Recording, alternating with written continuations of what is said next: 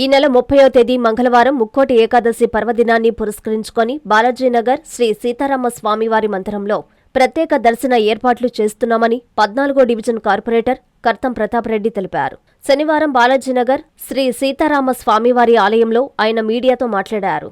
ఈ సందర్భంగా వికాస్ ప్రజాహిత సేవా సమితి అధ్యక్షులు 14వ డివిజన్ కార్పొరేటర్ కర్తం ప్రతాప్ రెడ్డి మాట్లాడుతూ ముక్కోటి ఏకాదశికి సీతారామస్వామి ఆలయానికి దాదాపు భక్తులు 5,000 నుంచి 10,000 వస్తారని అంచనా వేస్తున్నామని అన్నారు. పుణ్యప్రదమైన ఆ రోజు తెల్లవారుజామున 4 గంటల నుంచే ఆ వైకుంఠవాసుని దర్శన భాగ్యం కలగనుందన్నారు. దీనికోసం ఆలయ నిర్వాహకులతో కలిసి ప్రత్యేక ఏర్పాట్లు చేస్తున్నామని తెలిపారు.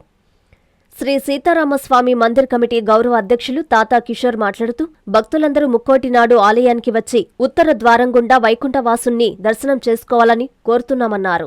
కర్తం ప్రతాప్ రెడ్డి గత సంవత్సరం నుంచి తూర్పు ప్రాంతంలో భక్తులకు వైకుంఠ ద్వార దర్శనం కల్పిస్తున్నారని అన్నారు.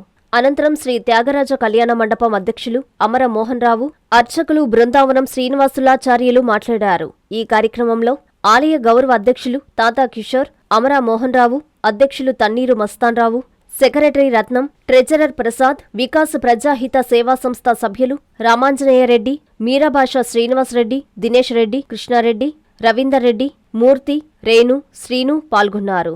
జై శ్రీరామ్, జై శ్రీరామ్, జై శ్రీరామ్, జై శ్రీరామ్. ఏడుకొండలవాడ గోవిందా గోవిందా. ప్రజాహిత సేవా సమితి మరియు బాలాజీనగర్ సీతారామస్వామి వారి మందిర కమిటీ ఆధ్వర్యంలో ముక్కోటి ఏకాదశి సందర్భంగా బాలాజీనగర్ సీతారామస్వామి వారి మందిరంలో శ్రీదేవి భూదేవి సమేత శ్రీ వెంకటేశ్వర స్వామి వారికి, సీతారామ ప్రభు గారికి వైకుంఠ ద్వార దర్శనం అత్యంత వైభవంగా ఏర్పాట్లు చేయడం జరుగుతుంది. 7 ద్వారాల గుండా ఈ సంవత్సరం మన వెంకటేశ్వర స్వామి గారికి అయితేనేమి, శ్రీరామచంద్ర ప్రభు గారికి 7 ద్వారాల గుండా భక్తులందరూ కూడా దర్శనం చేసుకునే విధంగా ఏర్పాట్లు చేస్తున్నాం. ఆ రోజు 7 ద్వారాల్లో అన్ని అలంకరణ చేసి అలాగే అక్కడ వెంకటేశ్వర స్వామిని కూడా పెట్టి లోపలికి వచ్చినాక శ్రీరామచంద్ర ప్రభుని దర్శనం చేసుకున్న తర్వాత వెంకటేశ్వర స్వామిని కూడా దర్శనం చేసుకుంటారు. ఈ వెంకటేశ్వర స్వామి విగ్రహాలు అన్నమయ్య వంశస్థులు మన దేవాలయానికి అందజేసినటువంటి విగ్రహాలు. శ్రీదేవి భూదేవి సమేత శ్రీనివాసుడు విగ్రహాలని అన్నమయ్య వంశస్థులు మన బాలాజీనగర్ రామాలయంలో వాళ్ళ విగ్రహాలు ఇచ్చారు. ఆ విగ్రహాలు నిత్య పూజలు ఎప్పుడూ చేసుకుంటూ స్వామివారికి కళ్యాణాలు, అభిషేకాలు, హోమాలు నిత్యం చేసుకుంటూ ఈ వెంకటేశ్వర స్వామి భక్తులు ఎప్పుడు కూడా బాగా వస్తూ ఉంటారు. ఈ రెండింటికి ఈ యొక్క దేవాలయం మెయిన్ పవర్ఫుల్ టెంపుల్ అండి.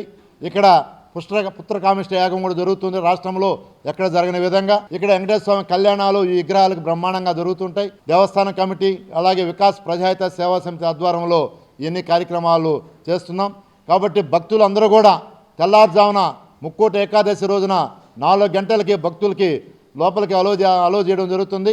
నెల్లూరు నగరంలో ఉన్నటువంటి భక్తులందరూ వచ్చేసి ఈ యొక్క వైకుంఠ ద్వారంలో మన శ్రీనివాసుని, శ్రీరామచంద్ర ప్రభుని దర్శనం చేసుకోవాల్సిందిగా మరీ మేము కోరుతున్నాం. ఎందుకంటే 5,000 నుంచి 10,000 మంది పైన ఒక భక్తులు వస్తారని అంచనా వేస్తున్నాం. లాస్ట్ ఇయర్ కూడా మొట్టమొదటిసారిగా మేము పెట్టినప్పుడు కూడా 3,000 నుంచి 4,000 మంది దాకా భక్తులు రావడం జరిగింది. ఈ సంవత్సరం ఇంకా రెట్టింపు భక్తులు 5,000 నుంచి 10,000 మంది భక్తులు వస్తారని ఎక్స్పెక్ట్ చేస్తూ దాని తగ్గట్టు కూడా మా దేవస్థాన కమిటీ మేము కూడా అందరం దీనికి ఏర్పాట్లు చేయడం జరుగుతుంది కూడా మనవి చేస్తున్నాం. ఎంతో పవిత్ర పుణ్యక్షేత్రమైనటువంటి ఈ సీతారామస్వామి మందిరంలో దర్శనం చేసుకుంటే ఆ స్వామివారిని వైకుంఠ ద్వార దర్శనంలో దర్శించుకుంటే మనం చేసినటువంటి పాపాలు కానీ అన్నీ పోయి మనకి మొత్తం శుభం జరుగుతుందని కూడా మనవి చేస్తూ అందరూ కూడా భక్తులు వచ్చి దర్శనం చేసుకోవాల్సిందిగా మరీ కోరుతున్నాం. శ్రీరామ్. నా పేరు బృందావనం శ్రీనివాస దీక్షితులు. నేను బాలాజీనగరం సీతారామ మందిరంలో అర్చక స్వామిగా స్వామివారి యొక్క సేవా కార్యక్రమాలు నిర్వర్తిస్తున్నాను. ఈ నెల 30వ తేదీ వైకుంఠ ఏకాదశి. ఈ వైకుంఠ ఏకాదశి వైకుంఠంలో ముక్కోటి దేవతలందరూ కూడా స్వామివారికి ఆ వైకుంఠ ద్వారమును తెరిచి ఆ ద్వారం ద్వారాగా స్వామివారిని దర్శింపజేస్తారు.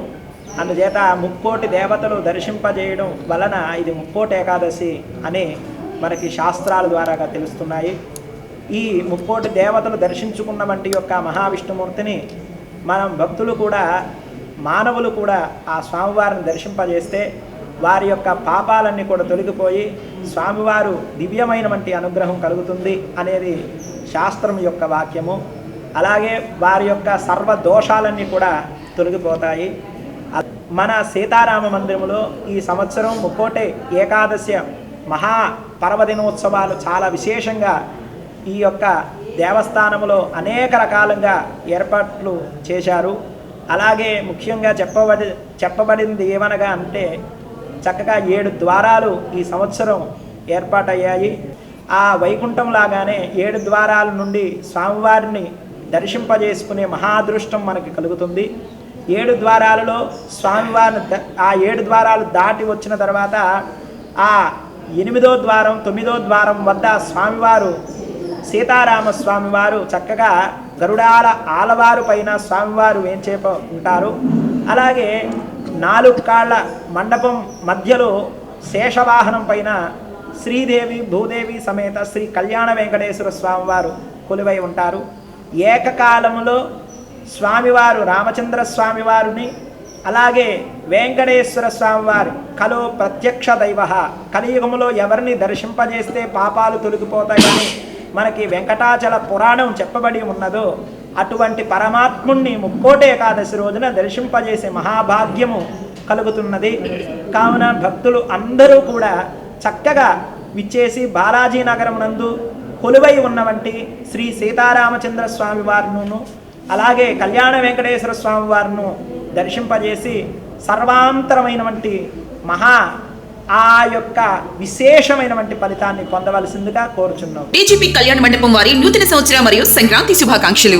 వివాహాది శుభకార్యములకు శుభ వేదిక దోనిపర్తి గిరిప్రసాద్ కళ్యాణ మండపం. అతిపెద్ద శుభ వేదిక డీజీపీ కళ్యాణ మండపం. 1500 మంది సీటింగ్ కెపాసిటీ గల ఏసీ ఫంక్షన్ హాల్, విశాలమైన ఏసీ డైనింగ్ హాల్, సువిశాలమైన కార్ పార్కింగ్, ఓపెన్ డిన్నర్ సౌకర్యం. వివాహములకు, నిశ్చితార్థములకు, బర్త్డే ఫంక్షన్లకు, సెమినార్ జరుపుకొనుటకు అనువైన ఏసీ ఫంక్షన్ హాల్. బుకింగ్స్ కొరకు సంప్రదించండి. డీజీపీ కళ్యాణ మండపం, ఏసీ, కిసాన్ నగర్, మైపాడు రోడ్, నెల్లూరు.